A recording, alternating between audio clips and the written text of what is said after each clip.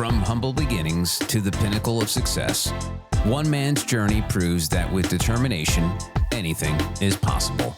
This is Catch as Catch Can with George Tinsley Sr., inspiring conversations of triumph over adversity. Here's George. My guest today is Otis Birdsong, a former professional basketball player who starred in the NBA for 12 seasons, earning 4 All-Star selections and a reputation as one of the league's premier guards in the late 1970s and 1980s. A standout at University of Houston, he left college as the school's second all-time leading scorer before he was selected second overall in the 1977 NBA draft. Otis, welcome to the program. Welcome, my friend. Thank you, my friend. Yeah, we're glad to have you, man. We've been trying to get you on for quite some time, and I know you had some higher callings and put us on the back burner, but we got you now.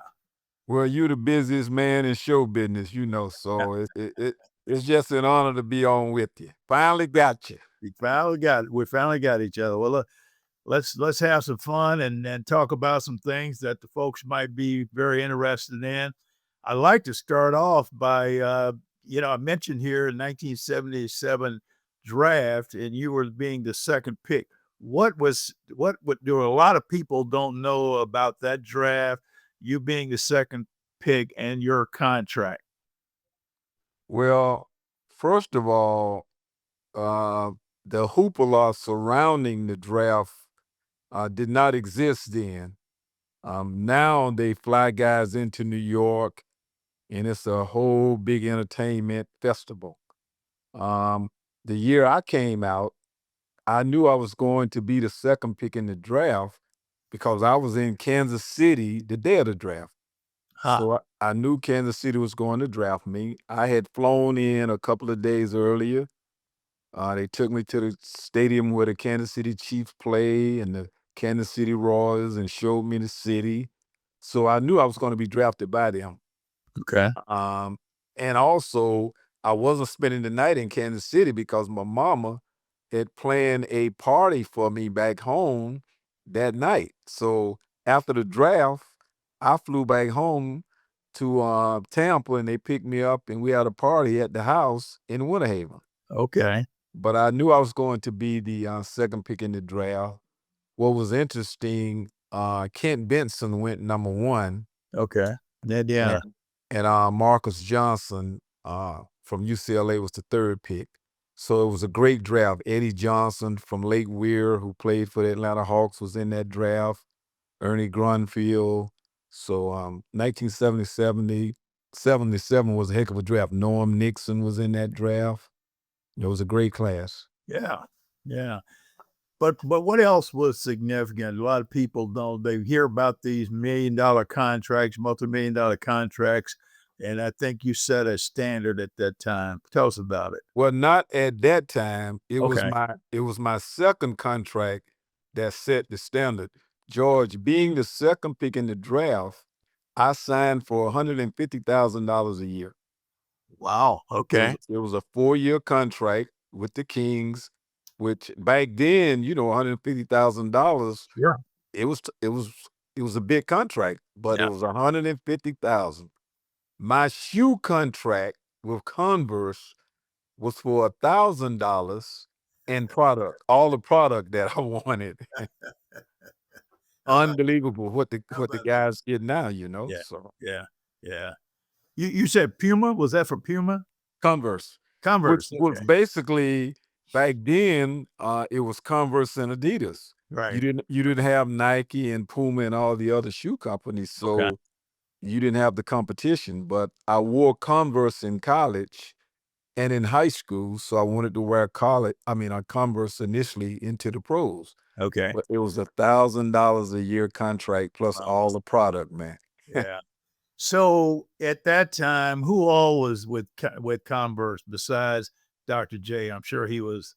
Larry Bird was with Converse. Okay. If I'm not mistaken, Magic Johnson was with Converse. Converse had cornered the market really before Nike came. Okay. Adidas didn't have a lot of guys. Right. But Converse was the shoe because at one time there wasn't even Adidas was around, but they were known for soccer overseas, and eventually they came to the United States. But Converse basically was the only shoe around at one time. Well, as I mentioned, when you say that, and the ABA, which I'll go back to back in my day, the shoe then was Converse and also Puma came out at that particular time. There were, I think, a very few Adidas out there, but there was no such thing as as a contract that I was aware of anyway during that time. So you're right. The money then was, much larger. So and what you got as far as accessories, you know, that was Yeah. a little bit different. Yeah, I saw before we changed subjects though, I saw Walt Frazier a few months ago, Hmm. and we were talking about shoe contracts. If I'm not mistaken, Walt was the first guy to wear Puma. That's what Yeah. he was telling me. Yes. And I'm sure he was paid very, very well. But he was the Hmm. first guy to wear Puma and for the shoe company to start a advertising program centered around one player. Yeah. So, and I remember seeing him, I'm like, Puma? Who wears Puma? Yeah, yeah. Well, they weren't built well, but they looked fast. They had that wing on it, and so they looked good. But Walt, the amazing things that he did on the court obviously took it to a whole Right. level. Yeah. So, but Otis, you coming from Winter Haven, Florida, which is where I live today, and I I remember when we first moved here in about 1984, the first thing I heard was, "Are you kin to Otis Birdsong? Do and being knowing that I played professional basketball, but just about everywhere that our interaction that I had, your name always came up. I didn't have the pleasure of knowing you at that particular time. I knew of you as a basketball player, but people around here just were raving about your exploits from the state championship team that you all had at Winter Haven that you won then, and they haven't won one since. But tell me about growing up there in Winter Haven, your early days. Well, George, it's you know what's interesting was, if I'm not mistaken, we didn't integrate the schools until I was in the 8th or ninth grade. We grew up playing baseball. That was our first love because the Boston Red Sox used to spring train in Winter Haven. Right. I can remember going to see the Winter Haven Red Sox, and Jim Rice was playing. And we would stand outside and try and catch his home runs. And so we grew up baseball fans. That was our first love. Uh-huh. And then football was our second love. We Hmm. loved basketball was just something we did. And so when we integrated the schools at Denison, I think I was in the ninth grade, everybody went out for the football team. And so now you have all of the white kids who played at Denison and who were just arriving at Denison. And then you had all the black kids who wanted to play. And I am not lying. It was over probably 200, 300 kids trying out for the team. I mean, it's like the whole school was trying out, man. Everybody wanted to play football. And so the coach said, if you're late to practice, I'm going to cut you. If you're hurt and can't practice, I'm going to cut you. The first day of practice, I severely sprained my ankle. And I cried like a baby, not because it was so painful, but because I wasn't going to be able to play football with all of my buddies. And I really loved playing football. And so, I would have played wide receiver. Norris was a running back. We had so many guys that made the team, and I would have been able to play. Looking back now, of course, it was a blessing in disguise, but That's how I really started focusing on basketball. After I got cut, I was like, I'm not playing football anymore, and just started playing basketball. Yeah. But growing up in Winter Haven, during that time, it was tough, man. When I went to the high school, the Booster Club ran the sports programs. They had a lot of control over the coaches and who they played. There were a lot of black players who were exceptional in basketball and football who didn't get an opportunity to play because the Booster Club had the money and they controlled who played and who didn't play. Right. Uh, my 10th grade year, I didn't play on the varsity and was a star player. Played great. You know, we had a great team my 10th grade year, but our varsity team was so good, they didn't call me up. We lost in 7 overtimes at the state tournament my sophomore year, and I wasn't on the team. By the time I became a junior, I was like I wasn't starting in the beginning. Mhm. And everybody knew I should have been starting. The guy who was starting in front of me was a white kid, and his dad was the head of the Booster Club. Okay. And I was walking around school telling everybody I should be starting, I should be playing. Everybody knew it. Coach Dietrich, the head coach at the time, called me into the office, and he said, if I hear one more word from you or anybody else about you should be starting, I'm going to cut you from the team. Coach Goodrum, who was the guidance counselor, he was the head football coach at the old black school, Jewett High. He called me into the office. He said, Otis, look, you got to wait your turn. You'll be all right. Just wait your turn.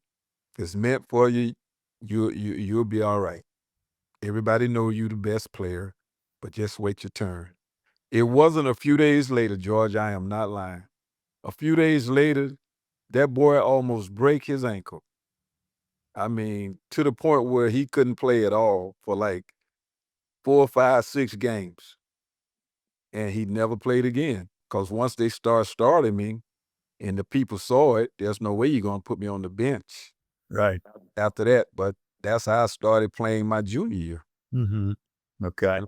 And now I tell people to this day, even though my senior year we won the state tournament, my junior year was the best team because I was the only starter on the team that won the state tournament the next year. Okay. And Dennis Davis was the only other guy who got a lot of time. Mhm. And we were ranked number 3 in the nation. I mean, in the state. We had a great team, man. And we had home court advantage in the district. And we lost the first game to Lakeland after beating them twice during the regular season. You know, they beat us at home because the seniors were just joking around, you know. And then my senior year, we were just we were phenomenal. But I think to your point, why people were remembering me even to this day, not just because we won the state, we had a great team, but I think people still trying to figure out, George, how with the 8-minute quarter, you can average 33 points a game in a high school. So I think that's what they remember. They trying to figure out how I was able to score so many points. Cause you know, I even think about that. 33 points a game in high school is a lot of points. Yeah. But we averaged over 90 points a game Yeah. as a team, you know. So Yeah. You know, when you were inducted into the Hall of Fame, well, not in Hall of Fame, but when you came back to have your jersey retired, and you told me about that, I did the little calculation myself, and I said I was trying to figure it out myself on how you were, what kind of offense y'all were running and what you were doing. But you know, it was pretty. When you told me that y'all were averaging 90 plus points a game, that it made more sense. yeah, Yeah. we had 5 players averaging in double figures. Mhm. And Yeah. then we had some key players off the bench who were at least one of them for sure averaged double figures. Right. But 33 points a game is a lot of points for a high school. These high school kids now struggle to score 33 points in a game. Yeah. Yeah, there's a few that have some outside of the area that have some pretty high averages. But you mentioned the scoring as to why a lot of people in the community, uh, talk about you. I think it personally, I think it goes much deeper than that. I think it's the character and the kind of individual that you are, and your family here in the area. Of course, your brother being the mayor of the city and has been involved in leadership for 25, 30 years with the city. You mentioned Norris a second ago. People who are listening to this podcast won't know who Norris is. So why don't you kind of take me back, tell me a little bit about your family, growing up, family history, and the part that your family played in the community. Well, my dad passed away on Christmas Day when I was 8 years old. And from a family of 12, 7 girls and 5 boys, I'm the 10th of 12 children. And mama didn't have a formal education. In fact, when I went pro, she was still she was a housekeeper, for Miss Barbara Simpson. When I went pro, she was Mhm. making $40 a week. But we were so blessed that um, out of 12 kids, 11 of us went to college. Outstanding. The majority of us have college degrees. The 12th one didn't go to college because she was physically challenged. Mhm. In fact, she was in a home. She didn't stay at home with us. She was in another home in Fort Myers, Florida. So mama made sure, even though she didn't have a formal education, all of the kids went to college. And like I said, the majority of us have college degrees. Um, my dad was a Baptist minister, so he was really strict. So when he passed, mama was really strict, you know, and she taught us the respect of everyone. In fact, our home, even though integration was very young when we were in high school, we were one of the few families that you could see some of our teammates, white players, come to our home. Mhm. Very, very. I don't know of any other family in the neighborhood that had white kids coming to their home. Mom always opened our doors to everyone. Everyone in Winter Haven was family when you walked through the doors to this day. Eva Mae, our sister, oldest sister, she's the same way. When you walk in our house, it's just like you a sibling, and that's the way we were raised to respect and treat everybody with respect, regardless of the color of their skin. And that's the way my sisters and brothers were raised, and that's the way we live. And so character is a great trait in our family. And I think to your point, that is one of the reasons, probably the main reason that the Birdsong name is so well known in Winter Haven. Yeah, I know Joyce Davis, that name may ring a bell to you. She ran the Chamber of Commerce here in Winter Haven when I moved in, and of course she would always talk about Otis Birdsong to me like I knew you, and I knew of you, as I said, but I didn't know you. But she would always mention that you would come, off season. I'd see you around working out and so forth, but didn't get a chance to meet you until later on. But your family, to your point that you just mentioned, I know when I first met the family, they welcomed me in like another part of the family, and of course, once you and I got to know each other a lot by serving on the NBA Retired Players Association board, it was it. I was drawn closer, to your family, and got to know your sisters and brothers a lot more. So you mentioned Norris. You can tell us about the uniqueness of you and Norris growing up as two of the younger members of the family. Well, one thing people don't know, George, is that Norris was a great basketball player. In fact, if Norris had chosen basketball over football, he probably couldn't have gone pro, but he would have had a heck of a career in basketball. He could flat score the basketball. I mean, he would he could shoot, he was strong, and he and I had some great battles. And but he was a heck of a basketball player. And I'm not being partial when I say this. He is the greatest running back that ever played at Winnebago High School. Norris was like O.J. Simpson. The coach that he played for, Norris carried the ball 30 times a game Wow. because, you know, the coach was a coach who liked to run the ball, and Norris could run the ball. And like I said, he was like O.J. Simpson, man. I mean, he could cut and move. He was O.J. Simpson, Gale Sayers, all of them into one, man. And the stadium used to be packed, George. When they in high school played football, they went to see Norris play because every time he touched it, you were holding your breath because you know something special was going to happen, man.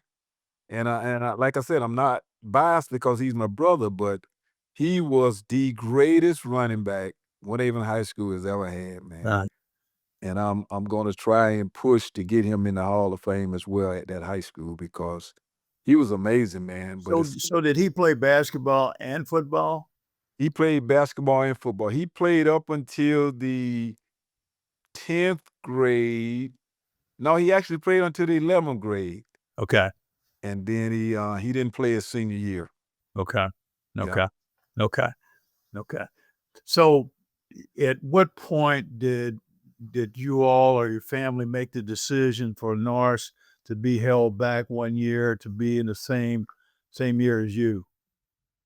I don't know how that happened, to be honest, George. I think it was the 3rd grade, if I'm not mistaken. Okay. I think that happened in the 3rd grade. Mhm. It wasn't that Norris wasn't and isn't smart.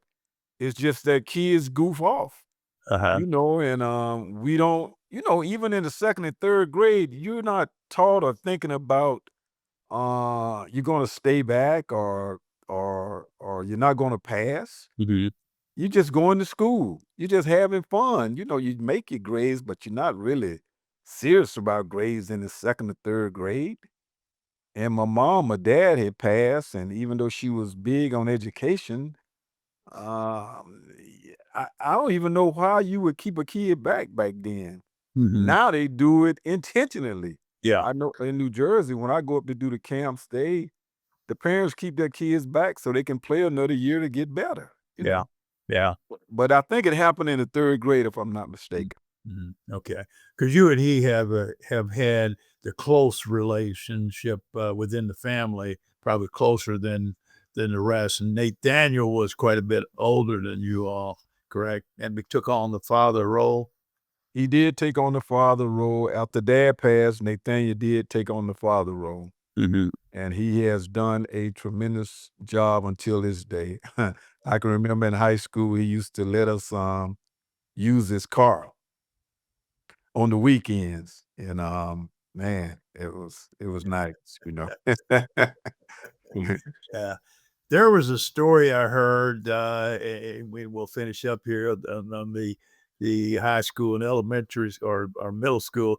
There was a story I think that yeah, you were upset about a game and complaining, and he gave you one of those father son big brother talks, and you came out the next game and scored 40 or 50 in that particular game. I don't know how that story. Can you tell me a little bit about that story? Do you recall? No, no, Joe got it wrong. Okay.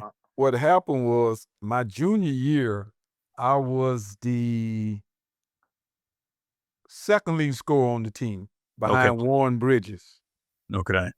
Even though I was, the second lead scorer behind Warren Bridges. And I didn't receive most improved or back then banquets were huge, George. Uh-huh. Growing up, a kid, when you won a trophy, man, that Big was big that was time. life changing, man. And I didn't get any awards at the banquet. And Dennis Davis, who was on the team, I think he received most improved. And I was just devastated, man, that I didn't get a trophy. I was literally crying like a baby. And Joe was like, Nathaniel was like, Otis, what you crying for? I said, they didn't give me anything. I know I should have gotten something. I was second lead scorer. I was the best player, the second best player. And I said, next year I might average 30 points a game. He said, Otis, calm down. No one can average 30 points a game. I said, I'm going to average 30 points a game next year. And that's what he's talking about. Okay. Okay. And I end up averaging 33. So Right. yeah, he just got got it wrong. Yeah.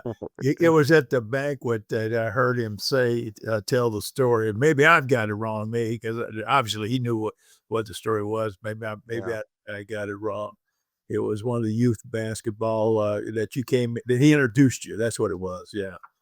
He Oh, introduced okay. Yeah, yeah. So, okay, so you, you become a senior at Winter Haven, you won a state championship, you start looking at colleges and making decision to lead the area. Tell us about that. How'd you make a decision on Houston? No, I really wasn't looking to leave the area. I was really fascinated with Florida State. Okay. Hugh Durham, the head coach at the time, recruited me heavily, and they had gone to the finals of the NCAA tournament with Ron King and Reggie Roy and those guys. And so I was really leaning towards going to Florida State.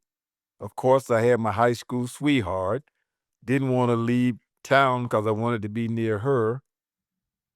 Florida was an option as well. Um, Jacksonville, I really wasn't interested in going to Jacksonville.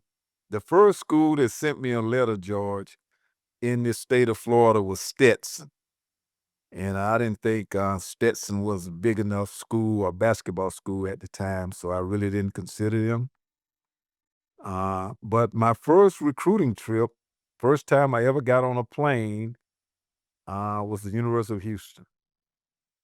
And just was crazy about the head coach. I mean, the assistant coach, Harvey Pate, who recruited me, who had brought in Elvin Hayes and Don Chaney. And when he started recruiting me really out of high school, we were in Winter Park playing in a tournament. He actually came to see someone else. And he saw me play, and then he started recruiting me. But I visited Purdue, Western Kentucky. George Ravelins wanted me to come to Washington State at the time. Um, but after I went to Houston, it was just something about Houston that I really liked. I liked Guy Lewis, the head coach. I had seen them play UCLA in the Astrodome. And my mom and Joe, they were very instrumental in helping me choose the University of Houston too. It was just something about the assistant coach. He was like a father, and they knew he would take care of me, going off to school, and he really did too. He really did look after me. All right. So growing up with a big family, and being that close and here in Winter Haven, here in Florida, that seems like a big jump to leave the state. And did you have family in Houston anywhere?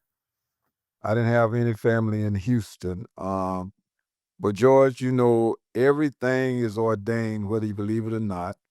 And when I went to Houston, back then, I don't know about when you were in school, they used to make the freshmen come in for orientation Right. a week before school started to get used to the campus, see where your classes are going to be, meet some of your teammates. And the guy that ended up being my roommate was an Italian guy, Jim Perry. And we talk every day to this day. And it was just a match made in heaven. His family was just tremendous, high character family, his mom and dad. I was just like immediately a son to them. And so we had a great bond, and it just was a lot of fun, man. And I was homesick though. In fact, I was so homesick, I was getting ready to leave the University of Houston. I was going to transfer. I was going to go to Florida State. I called my high school coach, Coach Dietrich, and he said, "Otis, I understand you being homesick." He said, "But just stick it out the rest of the year. If you stick it out the rest of the year, and then you tell me that you want to come home after this year, after the year, then I'll say, yeah, you should do it." And he was right. After I got through the year, I didn't want to transfer after that. Mhm. During that time, freshmen weren't playing varsity. Is that correct? No, my first year was the first year that freshmen could actually play on the varsity. Oh, okay. Okay. Yeah, yeah, Okay. my freshman year. Yeah, Okay. And that's the year you averaged 14 a year. right, 14 games. Yeah. right, Okay. right. Okay. All right. Yeah. So that was, I know at one particular point you had mentioned to me that one of your favorite players in college was Ron King. And I knew that you had considered Florida State at one particular time. I've known Ron ever since he was a high schooler there in Kentucky, Mr. Basketball, as a matter of fact, in Kentucky, and they won the state championship in his senior year back there. So great offensive player. Him and Otto Moore. You may remember little Otto Moore, who was the point guard on that team. Yes. Yeah, yeah. So they went to high school together and on into Florida State. So I've talked to Ron quite often. So, but your career at University of Houston. Tell us a little bit about that. How significant that was, because it was quite something. Well, I was able to play with a lot of great players, Louis Dunbar and those guys. I think my first 2 years there, George, we were underachievers. Mm-hmm. Um, Lou would be the first to admit he and those upperclassmen were more focused on girls and partying and having a good time than they were in putting in the work to be great basketball players. Louis Dunbar is Louis Dunbar and Darryl Dawkins are the two most talented players I ever played with. Louis Dunbar, as a sophomore, the NBA and the ABA were begging him to go hardship. He would have been a first round pick, and he decided to stay at the University of Houston. But all those guys did was party. Mm-hmm. The weight room was a joke. You know, Guy Lewis, he couldn't get on him or tell him to do anything. I mean, the underclassmen, we were working hard in the weight room and everything. But those guys, I mean, it was a joke to them. So we kind of underachieved my first 2 years at the University of Houston, even though I had decent years. But Well, as you mentioned Daryl Dawkins, I didn't know he went to Houston. no, no, no. I was just saying two of the players that I played with throughout my career in Okay, the NBA or college. gotcha, gotcha. Dunbar had the skills, man. Darryl could have been the greatest center ever, George. I'm telling you, man. Mhm. And he he was unbelievable, man. And Dunbar, talking about Magic Johnson or Michael Ray. First of all, Lou is 6'9". Mhm. Lou had Steph Curry range. He could rebound, pass. He was a triple-double before triple-doubles were even thought about. Okay. And he was quick. He was big. He was the first 6'9" point guard. I mean, he could do everything, but he didn't work. He That never. Can't remember Lou Dunbar lifting weights. mhm. But he was so talented and fun to play with, and great guy to this day. I love him. He's like a brother. Yeah, But he could have been one of the all-time greats, man. yeah. Great Globetrotter. Yeah. Oh yeah, for sure. Yeah. Mhm, mhm. And then by the time I became a junior, Sidney Moncrief and that group, we went into the Southwest Conference. My first 2 years, we were independent. Okay. How about my first game as a freshman coming from Winter Haven, George, little small town, was at the University of North Carolina Dean Smith was the coach. I'm looking around. I'm like, where are the black people? And they put a good whooping on us, man. They had Mitch Kupchak. Walter Davis was a freshman.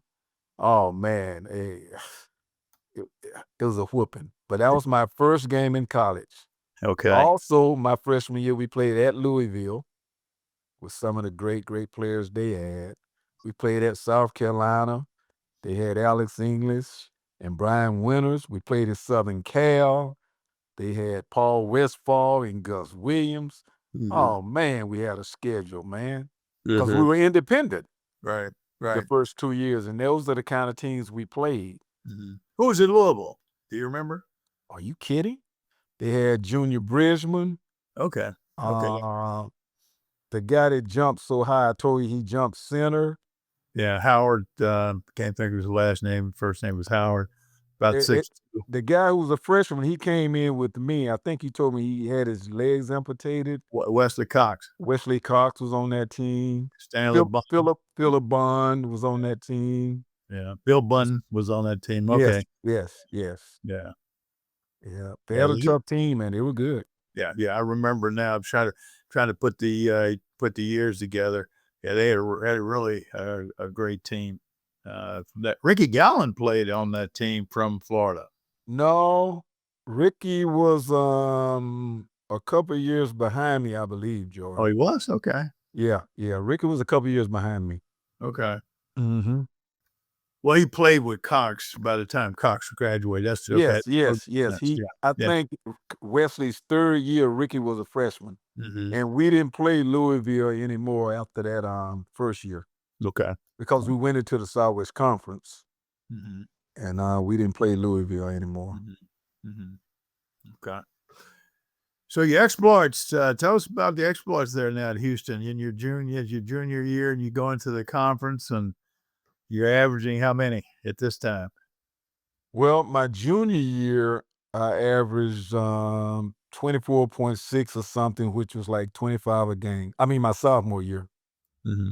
Wow. And so going into my junior year, first year in the Southwest Conference, they didn't want us in there, first of all. And they hated Guy Lewis because Coach Lewis was the first coach in the Southwest. In fact, the University of Houston is the first school in the Southwest to integrate. Elvin Hayes and Don Chaney and Warren McVeigh, who played for the Kansas City Chiefs, were the first black players and first black students at the University of Houston. Okay. And so the coaches at Texas A&M, Baylor, Texas Tech, they hated Guy Lewis for signing black players. That's why they kept him out the Hall of Fame so long. And they didn't allow us into the Southwest Conference until they were able to recruit some black players. And so it was tough, man. George, this is no lie. My junior year, I averaged a technical a game in the Southwest Conference. You a Tech again? They were beating me up, man, and the referees were not calling anything. Okay. Man, the fans were so nasty to us on the road, man, at Arkansas and the different places. They were just nasty, man. They hated us because, we had a lot of black players and we, integrated the Southwest. Mm-hmm. And so it was tough, man. My junior year, man, I took a beating. All right. And as a team, we didn't get a bid to the NIT or the NCAA tournament. I think we only won like 19 games my junior year.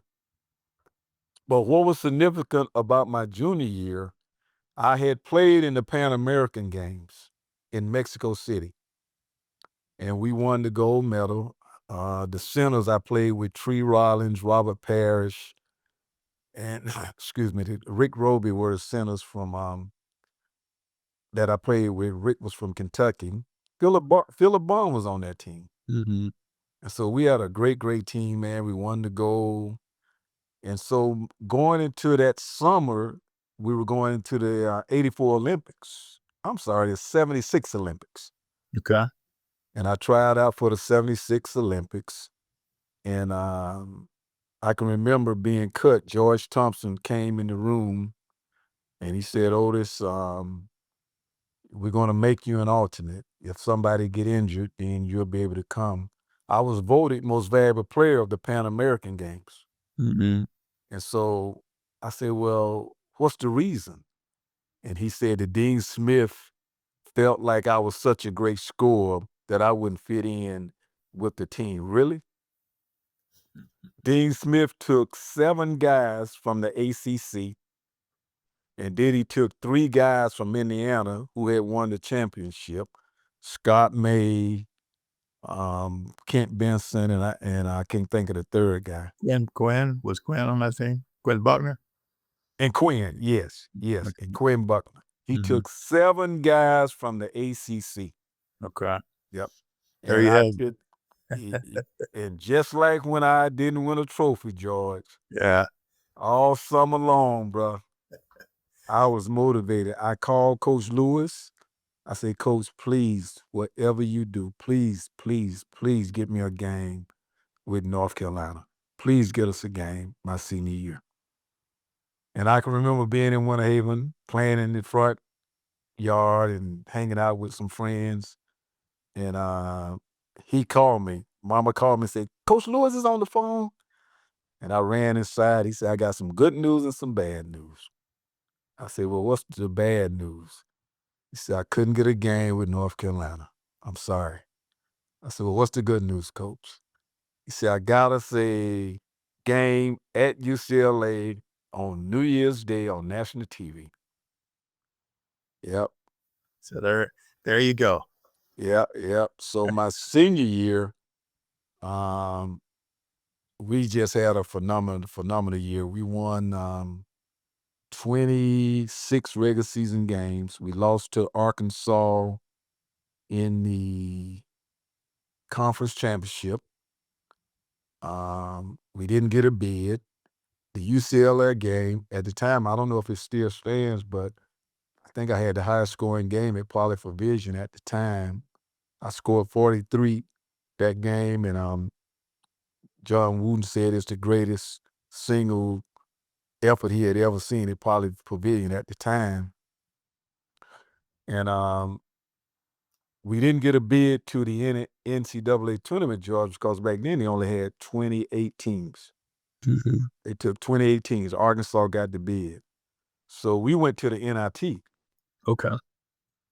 The first game of the NIT, we got a home game to play to see who goes to New York.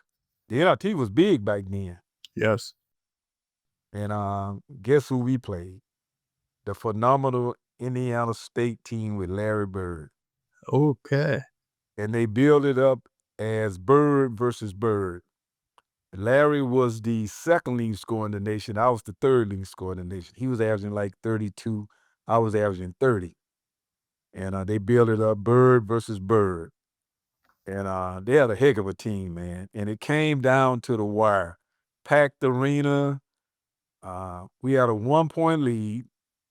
And they had the ball at the end of the game with like 10 seconds. Guy Lewis, my coach at the time, said, Otis, I want you to guard Larry on this play. Well, heck, I hadn't guarded him the whole game. Larry, like 6'9". Right. I'm like, you put me on him. Of course, they threw it into him in the corner. He backed me down with that patent fadeaway. Shoots his turnaround, hits the rim. And it hits the rim because I nicked him on the elbow. And they didn't call a foul. We win by 1. Wow. And we go to the NIT. We play Alabama. Then I can't remember and then we play Illinois State. And then we play St. Bonaventure in the championship game. And we lost we were down 1 in the NIT championship game. We're down 1 with like 20 seconds left, George. They shoot and miss. We go down on a 3-on-1 break. I'm on the right side. The second leading scorer on our team is on the left side. I've had a great game. I got 38, so I know if they get it to him, I'm going to score.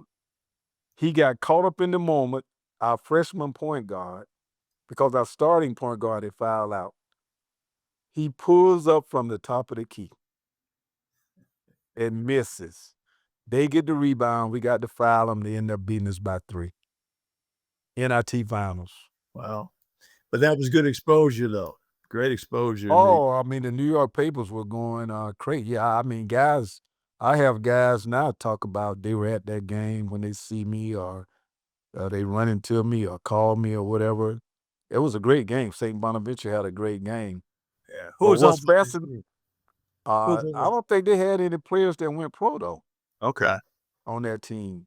But what's fascinating, George, about the game against Larry Bird, so when I went to Boston, because I want to tell this story, I don't want to forget it. Okay. Larry and I had the same agent, and he never said anything. And then we were in the same conference when I was playing for New Jersey. He never said anything. When I went to Boston, he said, "Otis, welcome to the team. It's great to have you, you know. Uh, looking forward to playing with you." But he said, "You know you effing foul me, don't you?" 12 years later, it's still in his mind about that game, the NIT game, that we beat them by 1 point. He said, "You know Right. you effing foul me, don't you?" Yeah. Yeah. Yeah. I said, That, "Yeah, Larry, I did, but they wasn't gonna call it in Houston, baby." yeah. That sound. So the NIT game was in Houston? NIT game was at our place, yes. Oh, okay. Okay. Yeah, yeah. So the final 4 games were The uh Final 4 games were in New York at Madison okay. Square Garden. Okay. Okay. Yeah, yeah. Okay. Yeah. So let's jump to pro and tell us you're starting off with Kansas City. Tell me about your pro career. Yeah, some of the highlights. Well, first of all, the main highlights are the guys I got to play with. Some of them who are no longer with us, like Sam Lacey, one of the funniest and toughest guys and best teammates you can ever have. Josie Merriweather was Bill Robinson. Those were great guys, great teammates, and they're no longer with us. But Kansas City is probably my favorite place that I played with George because of Cotton Fitzsimmons. He created a family atmosphere, almost a college type atmosphere. We would go to movies together as a team. He would always have us over to his house and have parties as a team. He would let us get in the jacuzzi with him and hang out with him at his team over at his house. And he was always cooking out for us as a team. So he created a family type atmosphere when I was there. Mhm. And Kansas City at the time was a small market, even though the Royals and the Chiefs were there. But it was just a great, great city to be in, and a franchise to play for. And then when they brought in Phil Ford, who was one of the greatest pure point guards that I've ever played with, it just took our team to another level. Mhm. And you had a great shooter in Scott Wedman, who won a couple of championships after he left Kansas City and went to the Celtics. Reggie King, who played at Alabama. Richard Washington, who played at UCLA. Ernie Grunfield. um, Billy McKinney. I played with some great, great guys, and the fans were great. The city was tremendous, and my most memorable moments are from Kansas City. I played in made 3 straight All-Star teams, being in Kansas City. The highest average I ever had in the pros, 25 a game, was in Kansas City. So it was just a great, great atmosphere and a great, great time. And we built something really special, so much so my um, last year in Kansas City, we went to the Western Conference Finals. Mhm. And the Houston Rockets beat us, and they were very fortunate because Phil Ford had surgery on his eye. He had eye socket surgery. Wow. And I had severely sprained my ankle after we beat Portland in the first round, and played sparingly against Phoenix, Paul Westphal and Walt Davis in that great team in the second round. And by the time we got to the third round, though, I was kind of healthy by the time we got to the Western Conference Finals. But Phil couldn't see out of one eye. Mm-hmm. And he wasn't confident at all. And my ankle still was bothering me a little bit. And Moses Malone was just too dominant also. But we had beaten him 4 out of 6 times during the regular season. You did. And to this day, Dale Harris, who was coaching the Rockets at the time, when he sees me in Houston, he'll say, Otis, you know, if you and Phil had been healthy, you all would have beaten us and gone to the finals. Because we had a heck of a team my last year in Kansas City. Yeah, you guys are really exciting. I remember seeing you, watching you on TV. It's one of the favorite teams that I used to love to watch. It was the 3-point line in then? No. No? No. It came in what? What year? Oh, I'm sorry, George. That'd have been the first year, George. We didn't shoot a lot of threes, but I think that was the first year. Yeah, it came in with the merger then when the ABA Yes. merged in 76. Okay. Yep. Yeah. Okay. But you guys didn't shoot a whole lot. No, we didn't shoot a lot of threes. Cotton didn't believe in that. Scotty and I, we shot not that we didn't have the range. Well, back then, you know, George, back in the day, it was inside out. You know, we had so many great big man players. The ball go inside first. Yeah. You know, and then it was mid-range shots. Yeah. You know, or getting to the basket. But you know, we didn't shoot even when it first came out, teams were not shooting a lot of threes. No, but our chemistry was so good, man. It was like a machine, man. We beat Alvin Adams and Paul Westphal and Walter Davis and Don Boosie and Truck Robinson. We beat those guys to go to the Western Conference Finals. In fact, the 7th game was in Phoenix. Mm-hmm. You know, so man, we had a great team in Kansas City that year, man. And unfortunately, they couldn't afford to keep us. You know, the franchise didn't have a lot of money. We were in the Western Conference Finals, George, and we didn't sell out at the games. Right. And they just couldn't afford to keep us. I was a free agent. Scotty was a free agent. And we both signed with Cleveland. That was the first year of the right of first refusal. Okay. And that's the big contract you were referring to. I went to Cotton Fitzsimmons, and we sat down, and he said, Otis, what is it going to take to keep you? At the time, David Thompson was the highest paid player, if I'm not mistaken. I know he was the highest paid guard, and he was making $700,000 a year. And so I told Cotton Fitzsimmons, you know, look, I'm coming off of 3 straight All-Star games, averaging 25 a game. I need $800,000 a year. So he tells me, well, we can't give you 800, but we can give you 600. I'm like, no, Cotton, 600 not gonna do it now. I mean, every time I play against David, I love David, but I be wearing David out. I got my career high on David. I always kill David, and he making 7. I say, I need at least 8. He said, well, we can't do it. I said, well, I'm gonna have to test free agency. And so I signed with Cleveland for $1 million a year.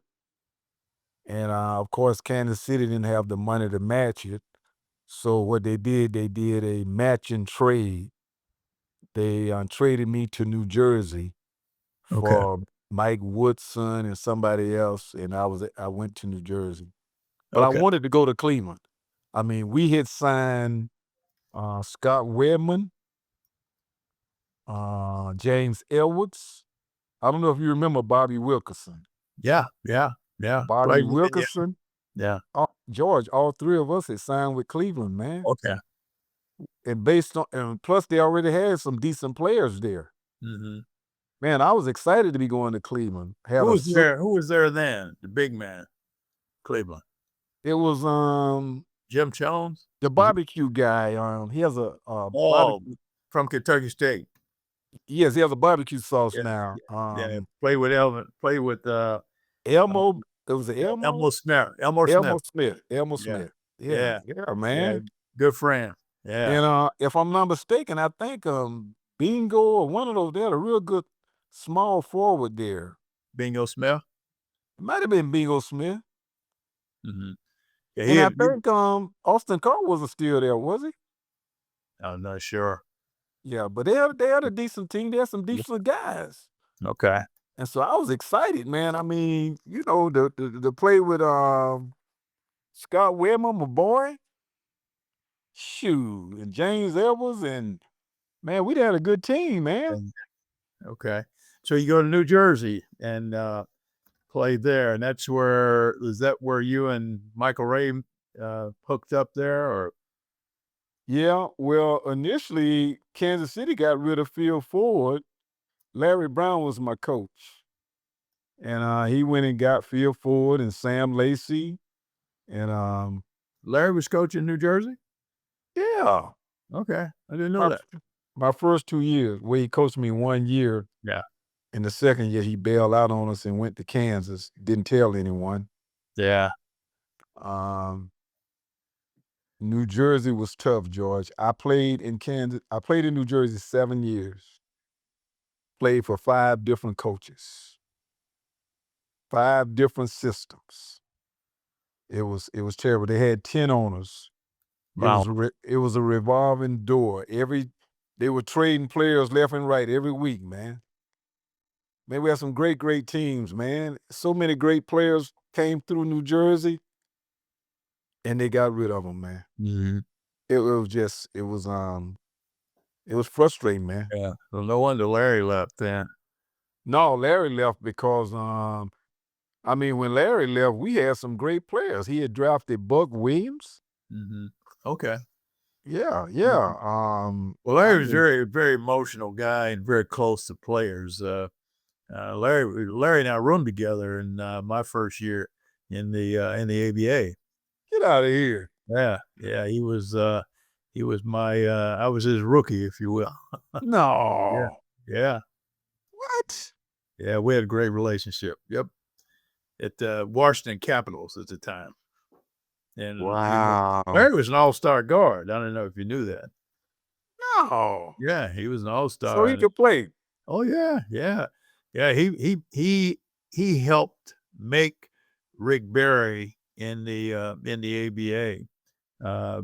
They played together in Oakland, is where they started off playing together, and then of course Larry went to Washington, and then on to the Virginia Squires, and I think that's when I'm not sure where he went from there, but then he started coaching after that. He was a facilitator, a scorer, or what? He was an all-star, made the all-star team, but it was more facilitator, point guard, had led the league in assists, could score, but not a big scorer. He probably averaged 10, 11 points a game. What, you played with in 1 year? 1 year. Yeah. Okay. Yeah. Yeah, he always took great time with the guys who new guys coming in. He was very relatable, and so we roomed together on the road and so forth. Yeah. We matter of fact, don't talk to him here lately, but we had a great relationship for years. Yeah. Oh, Yeah. wow. I never knew that, man. Yep. So as we kind of walk through things, where you played in the league 12 years, your last few years with New Jersey, and who else did you play with during that? I finished with Boston. Boston. That's right. It was the first year that the Detroit Pistons won their first championship. They beat us in the first round. But Larry wasn't playing. That was the year his back was hurt. Okay. Yeah. Okay. So after your career, you started doing some coaching and general managership and CBA and. Well, I never coached. When I retired, I actually was kind of burned out, George. I was my last year in the league, I was going through a divorce or went through a divorce. And so I was more focused on spending time with my 2 young boys. I had an opportunity to go overseas. They had just started paying real big money overseas, and I had an opportunity to go overseas and play. And I told my agent that I don't want to be away from my boys. It's bad enough that I'm going to be away from them during after I get divorced. So I didn't want to go overseas and not be able to see my boys when I wanted to see them. So I turned down a contract to go overseas. And then um, after that, the general manager for the Chicago Bulls wanted me to come in to training camp. He tells me, Jerry Krause, he tells me, Otis, I guarantee you're going to make the team. He said, sometimes you can play with Michael, and sometimes, you'll be playing behind Michael, but we want you to come in. I said, Jerry, I need a guarantee. I need some guaranteed money. He said, well, I can't guarantee anything now. I'm telling you, you're going to make the team. And I said, no, Gary, I can't do it, man. 12-year vet, I needed some guaranteed money. And he wouldn't give me any he wouldn't guarantee me any money, George. And they Mhm. ended up signing Craig Hodges, Okay. the three-point shooter. Right. Right. Yeah. And he ended up winning the championship. But I told him, no, I needed some guaranteed money, man. Jerry Krause personally called me and wanted me to come to training camp and didn't want to give me a dime of guaranteed money. And I wouldn't do it. There's no way. Nope. Wow. Yeah. Yep. Yep. And that was the year they won the first championship? Yeah. I Yeah. think I let my ego get in the way, George. Like, man, you want me to come up there and kill me all that running and you ain't gonna guarantee nothing? Yeah. That's interesting. I did not know that. That's Yeah. a true story, man. He personally called me. I was at home and he called me, man. Jerry Krause. Yep. Mhm. So your second career, you decided to do what? Where are you?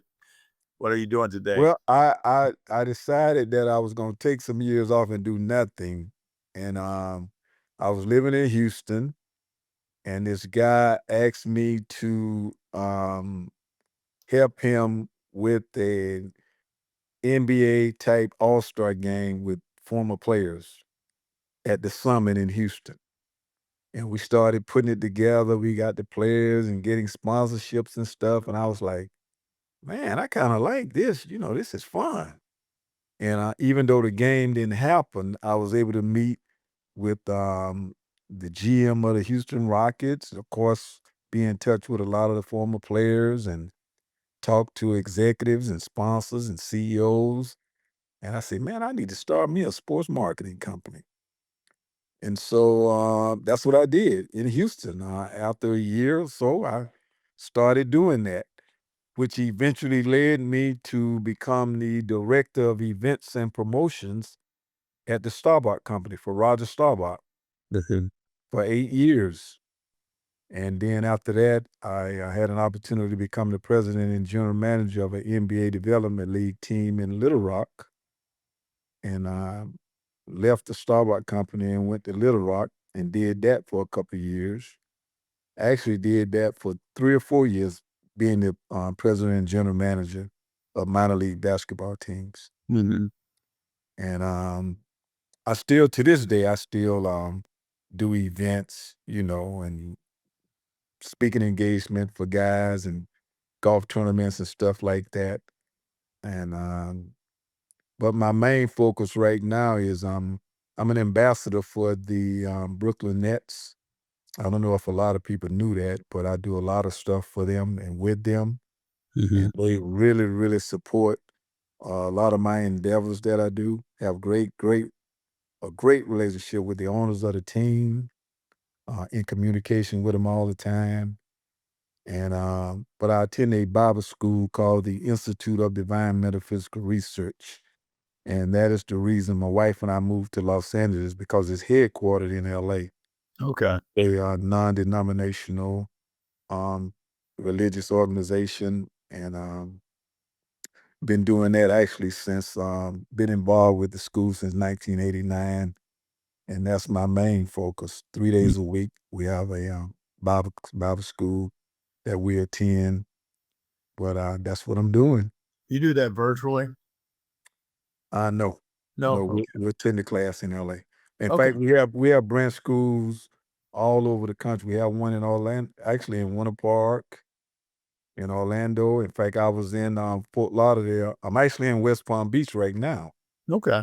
and I went to our Bible school that we have in our branch that we have in Fort Lauderdale last night. Well, Otis, I think we've been on now. I appreciate you finally honoring us by being being a part of the program. I got to make sure I let artists know. Well, I have to mention this before we go. Okay. In all sincerity, George, and I tell people this, I'm not telling you anything new. You have been a role model and mentor to me and for me since I met you. You are such a class act, your family, your son, your wife. You have done so much, not just for the city of Winter Haven, but throughout Polk County. And you are so well known and so generous. People don't know how generous you really are. But whether you have provided anything for me, the mentorship, the friendship, the support that you have always provided me since the day I met you is unmeasurable. And I want you to know that. I look up to you as a man, as a big brother. I love you. I'm always bragging on you, proud of you. And you just a credit to not only your family, but our race. And I just love you, man. And I'm just honored to be on with you. I really mean that. Well, Otis, I greatly appreciate that, man. I don't know how much I owe you, but that that that's you true. you owe me your continued friendship, brother. You got it, my friend. You got it. You got it. You and your family both, man. So tell my girl hello for me and Well, thank. sure, you will be seeing her hopefully next week. Our campus in Winter Haven next week, and she's flying in on Wednesday, Okay. next All right. Wednesday. So I'm sure she'll be looking for you. She crazy about you too, you know. So Yeah. Well, Otis, thank you. We appreciate it. And certainly we'll be visiting when you get up here. Okay. all right, brother. Take care. Tell the wife hello. We'll do. This has been Catch as Catch Can. Your success story is waiting to be written. What will you catch today? Go to tinsleyspeaks.com for exclusive content, resources, and opportunities. Catch as Catch Can with George Tinsley Sr. is a production of Advantage Media.